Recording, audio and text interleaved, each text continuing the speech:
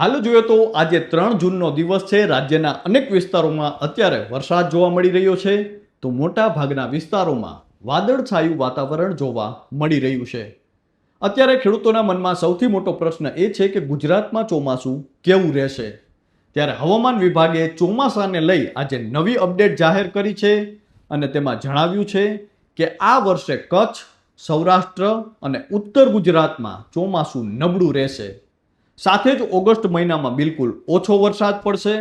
આ ઉપરાંત હવામાન નિષ્ણાંત પરેશભાઈ ગોસ્વામીએ અમારી સાથેની વાતચીતમાં વાવણીને લઈને મહત્વની આગાહી જાહેર કરી છે. ત્યારે સૌપ્રથમ તો આપના વિસ્તારમાં હાલમાં કેવું વાતાવરણ જોવા મળી રહ્યું છે તે અને ખેતી કે પાકને લઈ આપને મૂંઝવતો કોઈ પણ પ્રશ્ન હોય તો તે કોમેન્ટ કરીને અમને જરૂરથી જણાવજો. આપનો પ્રશ્ન અમે હવામાન નિષ્ણાંત પરેશભાઈ ગોસ્વામી સુધી પહોંચાડવાનો અવશ્ય પ્રયાસ કરીશું. નમસ્કાર, આપની સાથે હું છું કૃપાલસિંહ જાડેજા અને અમારી સાથેની વાતચીતમાં હવામાન નિષ્ણાંત પરેશભાઈ ગોસ્વામીએ વાવણીને લઈને શું કહ્યું છે તે જાણીએ. તે પહેલા હવામાન વિભાગે ગુજરાતમાં નબળા ચોમાસાને લઈ શું નવી આગાહી જાહેર કરી છે તેના વિશે વિગતે વાત કરીએ. વાત ગુજરાતી પર હાલ જોઈએ તો રાજ્યના અનેક વિસ્તારોમાં અત્યારે વાદળછાયું વાતાવરણ, પ્રી મોન્સૂન એક્ટિવિટીના વરસાદ અને તીવ્ર બફારો અનુભવાઈ રહ્યો છે. ત્યારે હવામાન વિભાગે એક એવી આગાહી જાહેર કરી છે જે ક્યાંક ને ક્યાંક ખેડૂતો માટે ચિંતાજનક છે. જી હા, હવામાન વિભાગ અને આણંદ કૃષિ યુનિવર્સિટીના હવામાન વિભાગના વર્તારા મુજબ રાજ્યમાં ચોમાસાનું આગમન 20મી જૂન બાદ થવાની સંભાવના છે. મધ્ય ગુજરાત અને દક્ષિણ ગુજરાતમાં 90%થી વધુ વરસાદની સંભાવના છે. જ્યારે અલ નીનોની અસરના કારણે ઉત્તર ગુજરાત, સૌરાષ્ટ્ર અને કચ્છમાં સામાન્ય કરતાં 20થી 30% ઓછો વરસાદ થાય તેવી આગાહી છે. જૂનના છેલ્લા સપ્તાહમાં સમગ્ર રાજ્યમાં વાવણી લાયક 3થી 4 ઇંચ વરસાદ થવાની સંભાવના છે, જ્યારે જુલાઈમાં મધ્યથી ભારે વરસાદની શક્યતા છે. આ ઉપરાંત ઓગસ્ટમાં 15થી 20 દિવસ સુધી વરસાદ ખેંચાશે. છેલ્લા સપ્તાહમાં સામાન્ય વરસાદની વકી છે અને સપ્ટેમ્બરમાં ભારેથી અતિ ભારે વરસાદ થશે. ઓગસ્ટમાં ઓછો વરસાદ હોવાથી સૌરાષ્ટ્ર, કચ્છ અને ઉત્તર ગુજરાતમાં 80%ની આસપાસ વરસાદ થવાની શક્યતા છે. હવામાન વિભાગના જણાવ્યા પ્રમાણે ચાલુ વર્ષે અલ નીનોના પગલે રાજ્યમાં કેટલાક વિસ્તારોમાં સામાન્ય કરતાં ઓછો વરસાદ વરસી શકે છે. સૌરાષ્ટ્ર, કચ્છ, ઉત્તર ગુજરાત, દક્ષિણ અને મધ્ય ગુજરાતમાં જૂનના છેલ્લા સપ્તાહથી જુલાઈના ત્રીજા સપ્તાહ સુધી મધ્યમ અને ભારે વરસાદ પડવાની સંભાવના છે. જૂન જુલાઈમાં મોસમનો 50% વરસાદ પડી શકે છે અને જૂનના છેલ્લા સપ્તાહથી વાવણી પણ કરી શકાશે. પાકના 35 દિવસ થયા બાદ ઓગસ્ટમાં પાણીની જરૂરિયાત વધુ રહે છે, ત્યારે ઓગસ્ટમાં વરસાદ ખેંચાવાની સંભાવના છે. એટલે જે ખેડૂતો માટે હાલ આ ચિંતાનો પ્રશ્ન છે. મધ્ય ગુજરાત અને દક્ષિણ ગુજરાત અરબી સમુદ્રમાં સર્જાતા સાયક્લોનિક સર્ક્યુલેશનને પગલે ચોમાસામાં સારો વરસાદ પડે તેવી સંભાવના છે.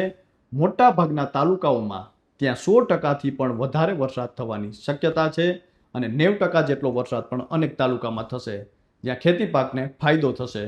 તો આ તો હતી હવામાન વિભાગની આગાહી. હવે હવામાન નિષ્ણાંત પરેશભાઈ ગોસ્વામીએ અમારી સાથેની વાતચીતમાં વાવણીને લઈને શું કહ્યું છે, આવો જાણીએ. પરેશભાઈ, ખાસ કરીને જે આ વખતે વાવણી છે તેમાં શું ધ્યાન રાખવું જોઈએ? વાવણી લાયક વરસાદ ક્યારે થશે અને અત્યારે જે ઓરવીને વાવેતર કર્યું છે અને હજુ પણ અનેક લોકો કરતા હશે, તો શું વાવણીને લઈને શું ધ્યાન રાખવું જોઈએ પરેશભાઈ? કૃપાલસિંહભાઈ, પહેલી વાત તો એ છે કે જે અત્યારે ઓરવીને વાવેતર કરતા હોય એના માટે યોગ્ય સમય છે, બિંદાસ કરી શકે છે, પણ ખાસ કાળજી એટલી રાખવાની, જો આપણે ઓરવીને વાવેતર કરવાનું હોય તો 90 દિવસે પાકતો પાકનું વાવેતર ન કરવું જોઈએ. દાખલા તરીકે સોયાબીન તો અત્યારે ન વાવવા જોઈએ. સોયાબીન 90 દિવસે તૈયાર થઈ જાય. મગફળીની અંદર લાંબા ગાળાની ટૂંકા ગાળાની બંને જાતો આવે. જો મગફળીને વાવેતર કરવું હોય તો કમસે કમ 115 દિવસ, 120 દિવસ કે 130 દિવસે પાકે એવી જ મગફળી અત્યારે વાવેતર કરવી. બીજા નંબરની અંદર જો વાવણીના વરસાદમાં જો વાવેતર કરવાનું થાય 15 જૂન આસપાસ, તો પછી તમે લાંબા ગાળાની ટૂંકા ગાળાની બંને મગફળીનું વાવેતર કરી શકો છો. એ સમય યોગ્ય હશે. અને ખાસ સીડ ટ્રીટમેન્ટનો અમે વારંવાર કહી રહ્યા છે, સીડ ટ્રીટમેન્ટ જરૂરી છે, કેમ કે આ વર્ષે આમ પણ જૂન મહિનાની અંદર સામાન્ય કરતા કદાચ વરસાદ ઓછો પડે એવી શક્યતાઓ છે દર વર્ષે પડે એના કરતા. એટલે ગરમીનું પ્રમાણ તો સંપૂર્ણ જૂન મહિના દરમિયાન રહેવાનું છે. અને ખાસ કરીને મગફળીનો પાક છે અત્યારે વધારે પડતા એનું વાવેતર થતું હોય. હવે પાક ઉગે જો ગરમીનું પ્રમાણ હોય છે તો એમાં એસ્પરજીલર નાઇજરનો ઉપદ્રવ આવે છે, ડિઝીઝ છે એસ્પરજીલર નાઇજર. એક પ્રકાર છે ને, અલ્ટરનેરિયા બ્લાઇટ નામની જે ડિઝીઝ છે ને, એનો એક પાર્ટ ગણાય છે. અને ખેડૂતની ભાષામાં કહીએ તો કાળી ફૂગ, જે મગફળી ઉગે ને ત્યાંથી લઈને એમ 1 મહિનાની થાય 30 દિવસની થાય ત્યાં સુધીનું પ્રમાણ વધારે જોવા મળતું ને એમાં પણ જેટલું ગરમીનું પ્રમાણ વધારે હોય ને એમાં આ એસ્પર ઝિલર થી વધારે જોવા મળે છે. એ કાળી ફૂગ છે એટલે એના માટે સીડ ટ્રીટમેન્ટ કરવી ખૂબ જરૂરી છે. સીડ ટ્રીટમેન્ટ કરશો તો બિલકુલ એ ડિઝીઝ ન આવે એવું ન હોય, પણ ઓછી માત્રામાં આવે. જેવી રીતે આપણે ખબર છે ને કે કોઈ પણ આપણે અમુક બીમારીની વેક્સિન લઈએ તો એ બીમારી થાય જ નહીં એવી ગેરંટી ના હોય, પણ એનો એટેક નોર્મલ રહે છે. એવી જ રીતે જો સીડ ટ્રીટમેન્ટ કરેલી સારા ફૂગનાશક દવાનો પટ આપેલો હોય તો પછી એ એસ્પરજિલર નામની ડિઝીઝ આવે તો પણ એનો ઉપદ્રવ ઓછો રહે, જેથી કરીને આપણું નુકસાન ઓછું થાય. એટલે ખાસ સીડ ટ્રીટમેન્ટ કરીને વાવેતર કરવું એવી દરેક ખેડૂત ભાઈને મારી સલાહ રહેશે. તો આ તો હતી હવામાન નિષ્ણાંત પરેશભાઈ ગોસ્વામીની આગાહી અને હવામાન વિભાગની આગાહી.